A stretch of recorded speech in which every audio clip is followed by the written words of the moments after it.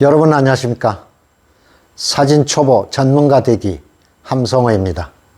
지난 시간까지 우리는 기초과정 중에서 피사계 심도, 브라켓팅, 광선을 공부했습니다. 이것들을 적용한 자료 사진들을 보셨고요. 그러고 그 중에서도 우리가 펜포커스를 잘해야 한데서 우리가 다큐멘터리 사진의 거장 세바스티앙 살가도의 사진을 감상하셨습니다. 이번 시간부터는 여러분과 함께 현장에 나가서 찍을 때 어떻게 해야 되는가, 촬영할 때 어떻게 해야 되는가, 촬영 방법에 관한 공부를 하도록 하겠습니다. 자, 그러면 제일 먼저 현장에 나가면 카메라 세팅을 해야 되겠죠. 카메라 세팅, 우리가 켠다에서부터 모드 다이얼에서 AV, 조리개 우선 설정한 다음에 우리가 화질 등등 해서 차례대로 점검을 해서 세팅을 딱 해놓고, 그 다음에 우리가 해야 할 일이 뭐냐면 광선에 대한 파악입니다. 광선. 우리가 이제 현장에 나갔을 때 우리는 필드워크, 이제 현장 작업을 할 경우에는 태양광에 의존해야 되니까 내가 현재 지금 상태에서 대상을 바라봤을 때의 광선이 지금 어떤 종류인가, 직사광선인가, 사이드라이트인가, 측광인가, 강하게 들어오는가, 부드럽게 들어오는가, 아니면 역광인가, 역광 중에서도 실루엣일까, 아니면 또 확산광인가, 이렇게 먼저 광선을 파악해 두는 것이 무엇보다 중요합니다.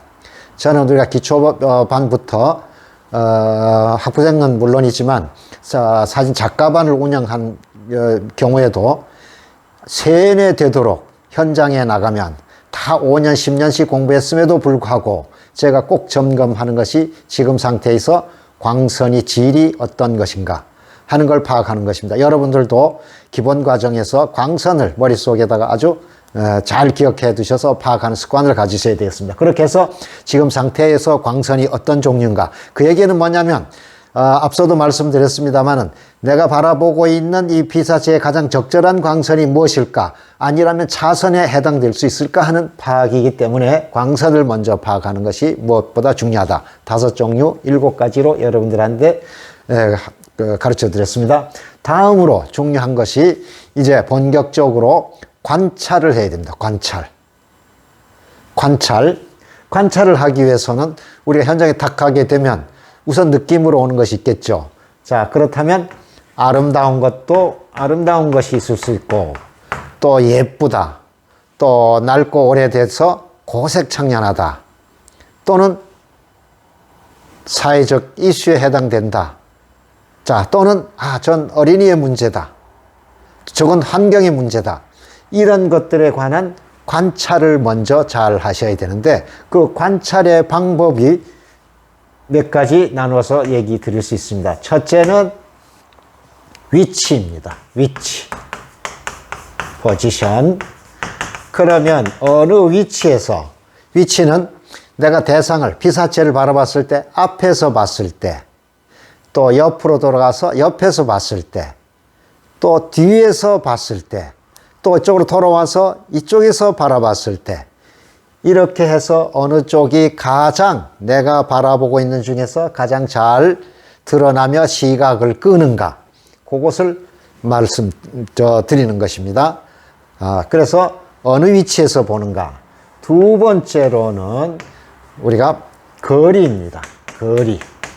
우리가 디스턴스, 우리가 요즘에 우리가 바이러스 때문에 사회적 거리, 소셜 디스턴스 이렇게 얘기를 하잖아요. 거리인데, 이 거리는 우리가 가까운 데서부터 멀리, 먼 곳에서부터 중간, 가까이. 그래서 멀리 우리가 볼 때를 우리가 뭐라 하면 롱샷 혹은 텔레스코프로 본다. 멀리 전체를 바라보는 것이죠.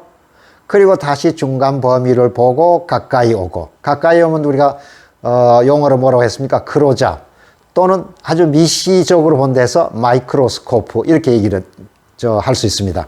요즘 우리가 지금 봄이 되었기 때문에 야생화 좋아하시는 분들 야생화 찍으러 많이들 현장에 가시겠죠. 그러면 꽃들이 비교적 큰 것이 있는가 하면은 아주 작은 꽃들로 잘 관찰하지 않으면 잘 눈에 띄지 않은 꽃들도 많이 있습니다. 그렇게 미시적으로 관찰한다. 그러면 거리를, 자, 전체에서 크게 보면서 먼 거리에서 중간, 가까이, 이렇게 거리를 두고 관찰을 자세히 한다. 세 번째로 우리가 고려해야 될 것이 뭐냐면 각도입니다. 각도. 우리가 그것을 각도를 우리가 앵글 이렇게 얘기하죠. 그래서 우리가 이제 신문이나 잡지 같은 데에서 사진가가 좋은 작품 발표했다. 그러면은 대개 그 사진가의 앵글에 잡힌 이런데 사실 앵글 이렇게 되면 각도 이러면 좀 부적절한 표현입니다. 뭐라고 얘기했는가 하면 그 사진가의 함성호의 사진가의 파인더에 잡힌 세계 뭐 이렇게 표현해 주는 것이 맞는데 어쨌든 각도는 어떻게 나눌 수 있는가 하면 우리가 눈높이 일상적으로 우리가 제일 편안한 시각이 눈높이죠. 아이 레벨 눈높이 아이 레벨. 그 다음에 위에서 밑으로 내려다 보는 그 시각이 있겠죠. 이걸 우리가 하이 앵글입니다. 하이 앵글. 그래서 이걸 우리가 보통 우리말로 하면 부감 이렇게 얘기합니다. 이것의 대표적인 것은 무엇입니까? 요즘에 우리가 드론 사진이 또 한 흐름을 이루고 있죠. 위에서 내려다 보는 세계. 그래서 우리가 하이 앵글의 사진의 대표적인 사진가가 프랑스의 얀 아르티스 베르트랑이라는 사진가가 있죠. 다음 우리 기회에 한번 또 감상하시도록 하겠습니다. 하이 앵글. 눈높이는 아이 레벨 눈높이. 그 다음에 밑에서 위로 쳐다보는 시각. 그걸 우리가 뭐라 하냐면 로우 앵글 이러죠. 우리가 안각 이렇게 합니다. 그러면 우리가 이렇게 다양하게 위치다, 어느 위치냐, 어느 거리냐, 어느 각도에서 보느냐 하는 것은 왜 그럴까요? 어디에서 봤을 때에 내가 바라보고 있는 피사체가 가장 새롭게 보일까 하는 것입니다. 그래서 언제나 우리는 대상을 보고 언제나 새로운 시각에서 보자 해서 이걸 우리가 뭐라고 말하냐면 뉴 비전이랍니다. 새로운 시각에서 바라보자. 그렇게 되면은 우리가 이제 다양하게 관찰한다. 그러면 새로운 시각에서 보자면 우리가 다양한 시점에서 이건 우리가 다음에 다시 뷰 포인트에서 이따가 다음 시간 정도에 다시 한번 늘 또 강조하는 것입니다. 어디서 바라봤을 때가 가장 돋보일까 해서 다양한 시점에서 이렇게 관찰을 한다. 그러면 왜 그렇게 하면 관찰의 결과는 무엇일까? 그런 관찰을 통해서 결론은 뭐냐? 내가 꼭 찍고 싶은 대상을 찾는 것입니다. 사진으로 찍고 싶은 대상. 그래서 우리는 그걸 용어를 뭐라고 얘기하냐면 포토제닉하다. 그래서 포토제닉한 내용해서 포토제닉 컨텐츠를 찾는 것. 요것이 아주 관찰의 결과. 이게 결국은 우리가 사진가가 이런 과정을 거쳐서 이런 것들을 찾아내는 것이죠. 여러분들 포토제닉 하면 기억나시는 게 있습니까? 생활에서도 많이 들어보는 용어이잖아요. 미스 코리아나, 미스 월드, 미스 아메리카 이럴 경우에 대개 포토제닉 프라이즈 해가지고 포토제닉 상 주잖아요. 그건 누가 결정하는 겁니까? 사진 기자와 사진가가 투표에 의해서 결정하는 거지 않습니까? 그럼 그걸 우리말로 말하면 쉽게 말하면 뭘까요? 인물이 얼마나 사진빨을 잘 맞느냐 이런 문제가 되겠죠. 사진빨을 잘 맞느냐. 그래서 그 사진빨이라는 게 뭐냐면 우리는 인간의 눈은 취향과 심리적인 요인이기 때문에 인간이 눈이 보고 있는 대상하고 또 렌즈가 해석하는 건 다릅니다. 렌즈는 뭡니까? 과학이지 않습니까? 그래서 우리 눈이 색도 그렇습니다. 앞으로 우리가 칼라 선이할 때 다시 배우겠습니다만은 칼라도 눈이 가장 잘 받아들이는 색이 있죠. 뭡니까? 옐로우입니다. 빛은 파장으로 이루어져 있기 때문에 우리가 나노미터라고 해서 그 표기하는 파장에 의한 색이니까. 그래서 우리가 제일 시감도로 해서 눈에 가장 잘 받아들이는 색이 옐로우지 않습니까? 노란색. 그러나 카메라가 잘 받아들이는 색은 블루입니다. 그래서 사람을 우리가 볼 때도 렌즈가 해석하는 것과 눈이 해석하는 것이 다르다.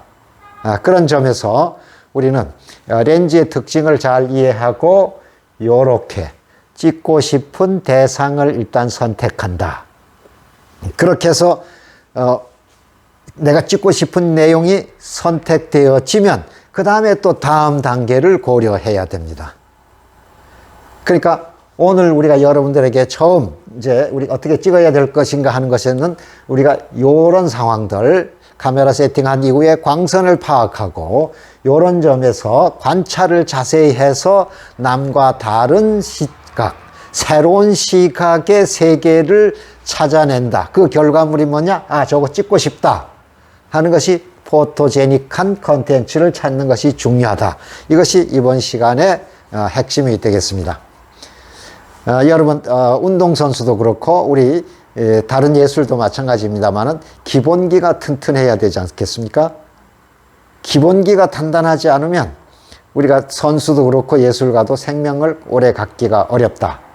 따라서 여러분들 지금 조금 지루할지 모르지만 기본기를 찬찬히 익혀가는 것이 아주 무엇보다 중요합니다. 그렇게 한 다음에 앞으로 우리가 현장에 나가서 점차 익혀나가면은 좋은 사진을 할 수 있습니다. 그래서 우리나라에 지금 알려지기로는 DSLR 카메라, 렌즈 교환식 카메라를 갖고 있는 인구가 대략 약 1,500만 명 이상 되는 걸로 추산되고 있습니다. 누구나 사진가가 될 수 있는, 누구나 생활 예술로서 즐길 수 있는 것이기 때문에 여러분 기초과정을 잘 익혀두시면 좋겠습니다. 자, 그러면 오늘 진도는 여기까지 하겠습니다. 사진 초보 전문가 되기. 여러분 하루 10분 온라인상에서 저 함성호와 만나시죠. 여러분 오늘 공부가 유익하셨으면 구독과 좋아요, 공유도 함께 해주시면 고맙겠습니다. 구독은 무료인 거 아시죠? 그러면 다음 시간에는 촬영 방법에 무엇을 또 고려해야 되는가 하는 것을 공부하도록 하겠습니다. 다음 시간에 뵙겠습니다.